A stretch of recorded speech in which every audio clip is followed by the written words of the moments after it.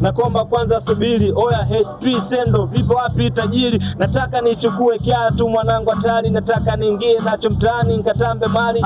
Kuhusu Sendo angalia upande wa pili, kuna hizi hapa chachacha na za makirikiri. Unaweza ukazivata zote pia mbili, sababu ni bei nzuri wananunuaga matajiri. Sema mwanangu ye dede ujue wewe ni mzinguaji, wote ni wateja umeshakuwa muuzaji. Oya Mr. P hebu njoo wewe mshikaji, nichagulie kiatu kikali nianzishe mtaji. Huyu mwanangu bwana hezi kuongea, mimi ndo niko hapa biashara naisogelea. Kuna vile vya petro naweza ukatokea, kuna vile vya juu Sendo fulani za kushare.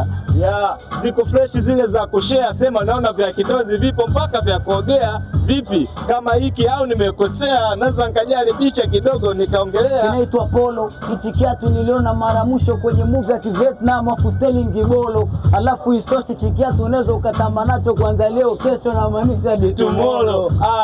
Naona umekishika mkononi, ngoja nikijaribu kiatu ni vya chooni.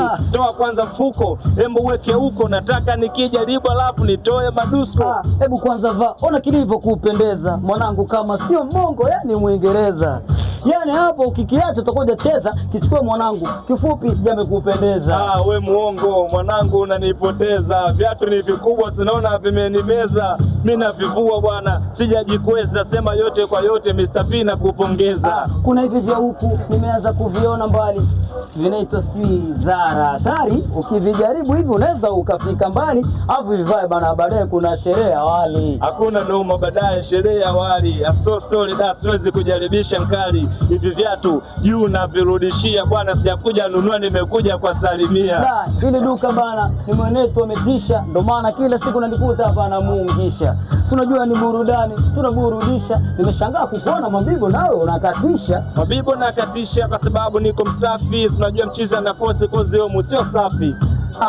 Kweli homu sio safi, ndo maana mwanangu ana mali nyingi, hana mali gafi. Bwana